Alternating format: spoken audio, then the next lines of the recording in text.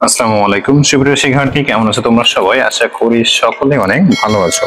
তো আজকের এই পর্বে তোমাদেরকে জানাই স্বাগত। দেখো, গত পর্বে আমরা 53 নম্বর পৃষ্ঠা বন্ধ করিয়েছিলাম। আজকে আমরা শুরু করব আবারও ঠিক একইভাবে 53 নম্বর পৃষ্ঠা থেকে। তো আজকে দেখো, এখানে বলা আছে ডেবিট ও ক্রেডিট।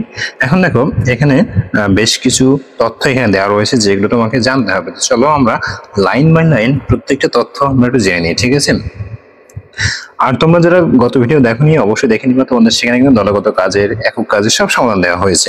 খেয়াল করো, বলা যে টি ও চলমান যে উভয় ছকে আমরা ডেবিট ও ক্রেডিট দুটি পক্ষ লক্ষ্য করেছি। এই যে আগের কথাই বলি, আগে যে ভিডিওটা আমি দেখিয়েছিলাম তোমাদের, যে এখানে চলমান যে ছক এবং টি ছক, এই যে দুটো ছক, এখানে আমরা ডেবিট ক্রেডিটের দুইটা পক্ষই আমরা কি করছি দেখছি। দেখো, এখানে একটা ডেবিট ক্রেডিট এখানে দেওয়া রয়েছে, আর এখানে আলাদাভাবে এখানে এইভাবে দেওয়া রয়েছে, ঠিক আছে? তো এটা আমরা কি করছি, লক্ষ্য করেছি। এবার আসি, দেখো বলা হয়েছে ডেবিট ও ক্রেডিট নির্ধারিত ব্যতীত হিসাব প্রস্তুত সম্ভব নয়। অর্থাৎ ডেবিট ক্রেডিট ছাড়া আমরা হিসাব তৈরি করা কোনোভাবে সম্ভব না, অসম্ভব। দেখো, তাই পাঠের এই অংশে বিভিন্ন শ্রেণীর হিসাবের ডেবিট ক্রেডিট নিয়ে ব্যাখ্যা করা হলো। প্রথম দেখো, খেয়াল করি, কোন হিসাবের বাম দিকে ডেবিট বা কোন হিসাবের ডান দিকে ক্রেডিট নামে আখ্যায়িত করা হয়েছে। শব্দ দুটি হিসাবকে নির্দেশনা প্রদান করে। ডেবিট শব্দের অর্থ বাম বা ক্রেডিট শব্দের অর্থ ডান। তাই হিসাবের বাম দিক ডেবিট আর ডান দিককে বলা হয় ক্রেডিট। এটা হিসাব বিজ্ঞানের একটি রীতি। তাহলে আমরা কিন্তু খুব সহজে বুঝে ফেললাম যে আমাদের টি ছকের বাম দিককে বলা হয় ডেবিট আর টি ছকের ডান দিককে বলা হয় ক্রেডিট। এবার দেখো, মনে হচ্ছে দুতরফা দাখিলা পদ্ধতির অধ্যায়ে আমরা জানতে পেরেছি প্রতিটি লেনদেন দুটি বিপরীতমুখী সমপরিমাণ পরিবর্তন আনয়ন করে। অর্থাৎ যেটা আমাকে বললাম, যে আমরা যে লেনদেনই করি না কেন, হয় আমাদের সেখানে সম্পদ বৃদ্ধি পাবে, না হলে হ্রাস পাবে। অর্থাৎ একটা কথা যেটা আমি ক্লিয়ার ভাবে বলি, আমাদের কিছু বৃদ্ধি পাবে, না হলে কিছু হ্রাস পাবে, এবং সেটা একই পরিমাণ টাকা। 500 টাকা বৃদ্ধি পেলে 500 টাকা বৃদ্ধি পাবে, আবার হ্রাস পাবে, আবার একইভাবে হ্রাস পাবে, ঠিক আছে? মানে যদি বৃদ্ধি পাওয়ার কথা হয় 500 টাকায় বৃদ্ধি পাবে, যদি হ্রাস পাওয়ার কথা হয় 500 টাকায় হ্রাস পাবে। অর্থাৎ একদিকে বৃদ্ধি পাবে, আরেকদিকে কমে যাবে, এরকম। কিন্তু কোনোভাবে এরকম কিন্তু হবে না যে 500 টাকা বৃদ্ধি পাওয়ালো তার পরিপ্রেক্ষিতে 200 টাকা কমে গেল, এরকম কিন্তু হবে না, সম পরিমাণ হবে, ঠিক আছে? এবার দেখো, বলা হয়েছে প্রতিটি লেনদেন দ্বারা অন্তত দুটি হিসাব খাত প্রবাহিত হয়। একটি হিসাবের ডেবিট দিকে প্রবাহিত হলে অপরটিকে ক্রেডিট দিকে প্রবাহিত হবে, যেটা আমরা একটু আগে কিন্তু বললাম, ঠিক আছে? যেটা কিন্তু আমরা একটু আগে কিন্তু বলেছি। দেখো, এরপর বলা হয়েছে কখনোই লেনদেন দ্বারা দুটি হিসাব একই দিকে প্রবাহিত হবে না। যেটা তোমাকে আমি বললাম যে আমার বৃদ্ধি পাইছে তো দুইটা পক্ষই বৃদ্ধি পাইছে, এরকম কিন্তু হবে না। আমার হয় যে কোনো একটা পক্ষ বৃদ্ধি পাবে, অন্য একটা পক্ষ হ্রাস পাবে। যেমন মনে করো, তুমি পণ্য কিনছো, পণ্য কিনলে কি হয়, আমার পণ্য বৃদ্ধি পায়। আবার যে আমি নগদ টাকা দিয়ে কিনছি, নগদ টাকাও বৃদ্ধি পাচ্ছে, ব্যাপারটা কিন্তু এরকম না। আমার পণ্য বৃদ্ধি পাইছে, তার বিপরীতে আমার নগদ টাকাটা কমে গেছে, সেম পরিমাণ টাকাটা কমে গেছে, এই হলো ব্যাপারটা, ঠিক আছে? এবার দেখো, বলা হয়েছে অর্থাৎ ডেবিট ও ক্রেডিট বা ক্রেডিট ও ডেবিট, ডেবিট ও ডেবিট বা ক্রেডিট ও ক্রেডিট হবে না। প্রতিটি লেনদেন সম্পন্ন হওয়ার পর হিসাব সমীকরণে উভয় দিক সর্বদা সমান থাকবে। যেটা বললাম, যে আমার যদি কোনো কিছু ক্রয় করি, যে পরিমাণ টাকাটা আমি ক্রয় করব সেই পরিমাণ টাকাটাই কিন্তু আমার ব্যয় হবে, ঠিক আছে? অর্থাৎ যে পরিমাণটা আমার আসবে সেই পরিমাণ আমার চলে যাবে, জিনিসটা তাই এখানে জাস্ট আমাকে দেখানো হয়েছে যে a = l + ওই। আর এই a = l + ওই আমরা প্রথম দিকে যে চ্যাপ্টার গুলো রয়েছে, চ্যাপ্টার 2, 3, এখানে কিন্তু খুব ভালোভাবে এগুলো আলোচনা করছে, বিশেষ করে 2 নাম্বার যে চ্যাপ্টার, ঠিক আছে? ওগুলো যদি তোমরা দেখতে পারো তাহলে এই যে তোমাদের সমীকরণ, এটার সমস্যা হওয়ার কথা না। এবার দেখো, এখানে মূলধন আনয়ন সেক্ষেত্রে কি কি হতে পারে না হতে পারে, এগুলো জাস্ট বিস্তারিত দেওয়া রয়েছে, তোমরা এগুলো একটু জেনে রাখবে। এবার দেখো, ডেবিট ক্রেডিট নির্ণয়ের সংক্ষেপে আমরা যেভাবে নির্ণয় করতে পারি, কিভাবে? দেখো, সম্পদ যদি আমাদের বৃদ্ধি পায় ডেবিট হবে, দায় যদি আমাদের হ্রাস পায় ডেবিট হবে, মালিকানা সত্ত্ব যদি আমাদের হ্রাস পায় ডেবিট হবে, আয় যদি আমাদের হ্রাস পায় ডেবিট হবে, ব্যয় যদি বৃদ্ধি পায় ডেবিট হবে। এখান থেকে একেবারে ক্রেডিট হিসেবে আমাদের এখানে দেওয়া রয়েছে। তো আমি বলবো তোমাদের এত কিছু মনে রাখার কিছু নাই, তোমরা জাস্ট দুইটা জিনিস মনে রাখবা, সেটা হচ্ছে সম্পদ আর ব্যয়। যদি এই দুইটার বৃদ্ধি পায় তাহলে আমার ডেবিট, যদি হ্রাস পায় তাহলে আমাদের ক্রেডিট। এই দুইটা জিনিস আগে মনে রাখবা। এবার এই দুইটার বাইরে আর তিনটা উপাদান রয়েছে, সেটা হচ্ছে কি আমাদের আয়, দায় আর মালিকানা সত্ত্ব। এর মনে রাখবা এই যে দুইটা আমরা হিসাব করলাম মাত্র সম্পদ আর ব্যয়, এর বিপরীত হচ্ছে আয় আর দায় মালিকানা সত্ত্ব। কেমন? দেখো সম্পদ আর ব্যয় যদি বৃদ্ধি পায় তাহলে আমরা সেটাকে কি করতেছি? ডেবিট করতেছি। তাহলে আয় দায় এবং মালিকানা সত্ত্ব যদি বৃদ্ধি পায় তাহলে সেটাকে আমরা কি করব? ক্রেডিট করব। এবার খেয়াল করো, সম্পদ আর ব্যয় যখন কমে যাচ্ছে তখন আমরা সেটাকে কি করতেছি? ক্রেডিট করতেছি। আর এদিকে আয় দায় মালিকানা সত্ত্ব যদি কমে যায় তাহলে সেটা আমরা কি করব? ডেবিট করব। এই জাস্ট এইটুকু যদি তোমরা একটু মনে রাখতে পারো তাহলে এই বক্সের কোনো প্রয়োজন নেই। ঠিক আছে, আশা করি এটা খুব সুন্দরভাবে তোমরা বুঝতে পেরেছো। জাস্ট ওই একটু জিনিস তোমরা জাস্ট মনে রাখবা, তাহলে দেখবা তোমাদের সমস্যা হবে না। এবার খেয়াল করো, বলা হয়েছে হিসাবের উপর লেনদেনের প্রভাব উদাহরণ সহ দেখানো হলো। যেমন মনে করো নগদ টাকা নিয়ে যদি ব্যবসা শুরু করি তাহলে সেই ক্ষেত্রে আমাদের প্রভাবটা কি? নগদ হিসাব ডেবিট, এক্ষেত্রে নগদের জন্য আমাদের সম্পদ বৃদ্ধি পাচ্ছে, মূলধন হিসাবটা আমাদের ক্রেডিট, আমাদের মালিকানার সত্ত্ব বৃদ্ধি পাচ্ছে। তাহলে যেটা বলছিলাম, সম্পদ এবং দায় যদি বৃদ্ধি পায় তাহলে আমাদের ডেবিট, এই যে ডেবিট, আর এর পরিপ্রেক্ষিতে বাকি যে তিনটা যে কোনো একটা যদি বৃদ্ধি পায় তাহলে আমাদের ক্রেডিট। তাহলে দেখো এখানে যে ক্রেডিট, তাহলে এইগুলো আমি অনেক আগেই তোমাদেরকে দেখিয়ে দিয়েছি, তারপর তোমরা জাস্ট যাদের সমস্যা এখনো রয়েছে এগুলো জাস্ট একটু দেখে নিবে। ঠিক আছে, সমস্যা হবে না আশা করি। এবার দেখো বলা হয়েছে আমাদের এখানে কি বলা হয়েছে একটু খেয়াল করি। বলা হয়েছে নিচের ছকটি আমাদের অনুসরণ করে প্রতিটি লেনদেনের সাথে জড়িত যে হিসাবের শ্রেণী উল্লেখ করে কারণ সহ ডেবিট ক্রেডিট নির্ণয় করতে হবে। যেটা আমরা এই যে একটু আগে করে আসলাম, এটা যে আমাদের এখানে নগদ হিসাব ডেবিট। কেন ডেবিট? কারণ এখানে সম্পদ বৃদ্ধি পাইছে।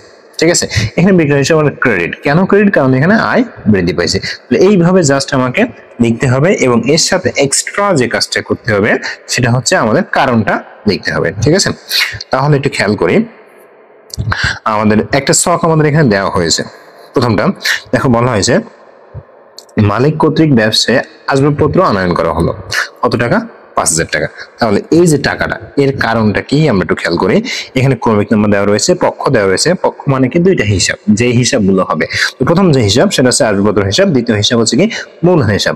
এবার যদি হিসাবের শ্রেণী করি তাহলে এই যে আসবাবপত্রটা কোন শ্রেণীতে পড়ে, আমাদের মূলধন হিসাবটা কোন শ্রেণীতে পড়ে সেটা। তাহলে আসবাবপত্রটা পড়ে আমাদের সম্পদের শ্রেণীতে, মূল আর যে হিসাবের শ্রেণী আমাদের মূলধনটা সেটা মালিকানা সত্ত্বের ক্ষেত্রে পড়ে।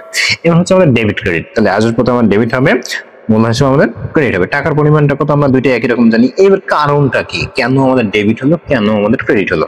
তো সম্পদ আমার বৃদ্ধি পাইছে এই জন্য আমাদের ডেবিট হয়েছে, মালিকানার সত্ত্ব আমার বৃদ্ধি পাইছে এই জন্য আমাদের ডেবিট হয়েছে। তো একটা জাস্ট আমার এখানে করে দেওয়া হয়েছে, আমাকে বলা হয়েছে বাকি যেগুলো রয়েছে সেগুলো আমাকে করে নিতে। ঠিক আছে, তাহলে আমরা এখন কি করব? আমরা এখন খুবই সিম্পল হিসাব, আমরা একটা একটা করে এটা আমরা দেখে নিব। ঠিক আছে, তাহলে আমি তোমাদেরকে যেটা বলি খেয়াল করো, আমি মুখে মুখে বলে দিচ্ছি। ঠিক আছে, আমি মুখে মুখে তোমাদেরকে এটা ক্লিয়ার করে দিয়েছি। এবার দেখো দাগ নাম্বার দিবা 2, ক্রমিক নাম্বার দিবা 2। বলা হয়েছে বিমল ট্রেডার্স নিকট হতে পণ্য ক্রয়। আমরা জানি যদি কোনো প্রতিষ্ঠান নাম উল্লেখ করা থাকে তাহলে সেটা বাকিতে হয়। কি হয়? বাকিতে। তাহলে এখানে দুইটা হিসাব কি কি হবে? এই যে পক্ষ আর হিসাবের ঘরে কি কি হবে? প্রথম হবে আমাদের ক্রয় হিসাব। কি হবে? ক্রয় হিসাব। তাহলে ক্রয় হিসাব লিখলাম, ক্রয় হিসাব। এরপরে কি হবে? বিমল ট্রেডার্স হিসাব অথবা পাওনাদার হিসাব। ঠিক আছে, তো তোমরা একটা কাজ করতে পারো, বিমল ট্রেডার্স লিখতে পারো অথবা পাওনাদার লিখে বিমল ট্রেডার্স ব্র্যাকেটে লিখতে পারো। লেখার পরে এবার এই যে ক্রয় হিসাবটা কিসের মধ্যে পড়ে? ক্রয় হিসাবটা আমার ব্যয়ের মধ্যে পড়ে। তাহলে হিসাবের শ্রেণীতে আমরা প্রথম দেবো ব্যয়। এবার পাওনাদারটা কিসের মধ্যে পড়ে? পাওনাদারটা আমাদের দায়ের মধ্যে পড়ে। তো হিসাবের শ্রেণীতে দেবো দায়। এবার কথা হলো এই যে ব্যয় আমার বৃদ্ধি পাইছে তাহলে কি হবে? ডেবিট হবে। পাওনাদার আমার বৃদ্ধি পাইছে তাহলে কি হবে? ক্রেডিট হবে। ঠিক আছে, আচ্ছা টাকার পরিমাণটা কত? টাকার পরিমাণ হচ্ছে 7,000। এবার হচ্ছে কারণ, প্রথমে আসি খেয়াল করি, ক্রয় করলে কি হয়? ব্যয় হয়, তাহলে ব্যয় আমার বৃদ্ধি পাইছে।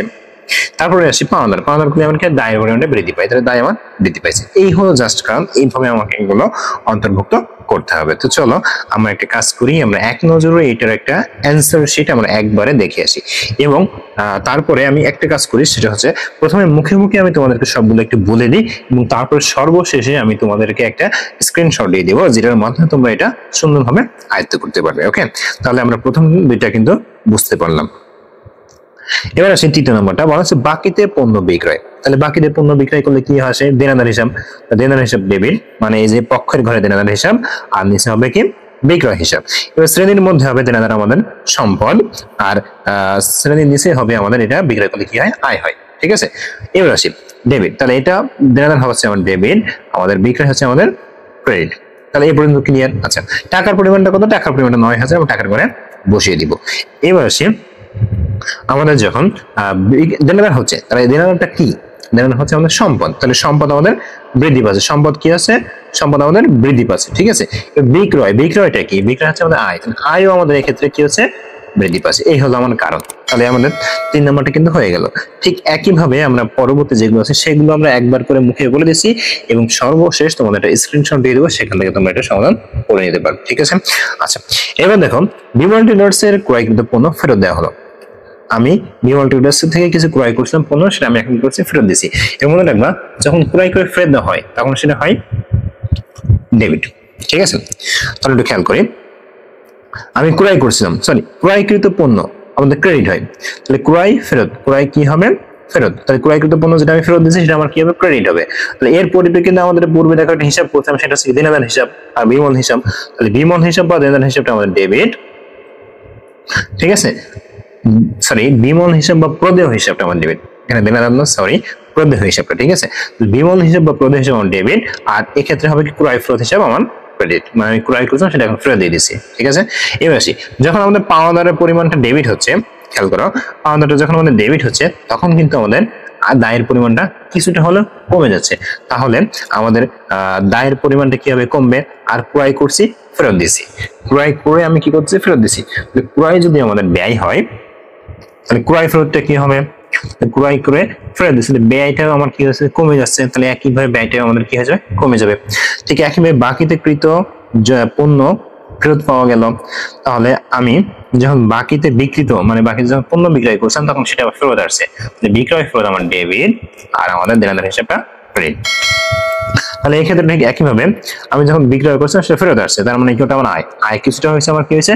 কমে গেছে। আয়ের পরিমাণটা কিছুটা কি হয়েছে? আমার কমে গেছে। তাহলে আয় আমাদের কমে গেল। আর একইভাবে যখন দেনাদারের পরিমাণটাও আমার কি হচ্ছে? কমে যাচ্ছে, কারণ ওটা আমাদের ক্রেডিট, ঠিক আছে। এবার আসি অগ্রিম ভাড়া প্রদান করছি। অগ্রিম ভাড়া সবসময় সম্পদ, অগ্রিম ভাড়া হিসাব আর নগদান হিসাব। তাহলে দেখো অগ্রিম ভাড়া যখন দিচ্ছি তখন এটা আমার কি হিসেবে আছে? সম্পদ হিসেবে। তাহলে একদিকে আমার সম্পদ বৃদ্ধি পাচ্ছে আর অন্যদিকে আবার সম্পদ কি আছে? হ্রাস পাচ্ছে, হয়ে গেল। এবার দেখো বলা হচ্ছে ব্যক্তিগত প্রয়োজনে ব্যাংক খাতে উত্তোলন। ব্যাংক খাতে যখন আমি উত্তোলন করছি সেটা ব্যক্তিগত প্রয়োজনে, এই ক্ষেত্রে আমার এখানে জাবেদাটা কি আসবে একটু খুব ভালোভাবে বুঝতে হবে। যে মনে করো তুমি মালিক, এখন তোমার ব্যবসায়ী প্রতিষ্ঠানে একটা ব্যাংক আছে, সেখানে কিছু টাকা জমা আছে, সেখান থেকে তুমি তোমার কাজে, ব্যবসার কাজে কিন্তু নয়, তোমার কাজে তুমি সেখান থেকে কি করছো? উত্তোলন করছো, কিছু টাকা তুলে নিয়ে গেছো। সেটার হিসাবটা কি হবে? তোমাদের রাখবা যখন এরকম তোমার ব্যক্তিগত প্রয়োজনে প্রতিষ্ঠানে ব্যাংক থেকে তুমি তুলে নিয়ে যাবা তখন সেটা হবে হচ্ছে উত্তোলন হিসাব ডেবিট। আর যখন তুমি ব্যাংক থেকে তুলে নিয়ে যাচ্ছ তখন ব্যাংক হিসাবে আমাদের কি হবে? ক্রেডিট হবে। এখন যখন তুমি উত্তোলন হিসাবে যাচ্ছ এটা হচ্ছে আমাদের মূলধন হিসাবের মধ্যে চলে যাবে, মূলধনের পরিমাণটা আমাদের কমে যাচ্ছে।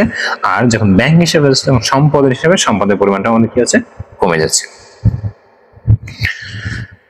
এবার আসি এরপরে, দেখো এরপরে বলা হয়েছে যে রমজানের নিকট হতে ঋণ গ্রহণ করছি। তাহলে আমাদের নগদ হিসাব ডেবিট আর ঋণ হিসাব লিখে ব্র্যাকেটে রমজান লিখে দেবো, ঠিক আছে। ঋণ হিসাব লিখে ব্র্যাকেটে কি করবো? রমজান লিখে দেবো। এবার দেখো খেয়াল করো, নগদ যখন আমি গ্রহণ করতেছি তখন আমার সম্পদ কি আছে? বৃদ্ধি পাচ্ছে। যখন ঋণ করতেছি তখন আমাদের দায়ের পরিমাণটাও কি আছে? বৃদ্ধি পাচ্ছে।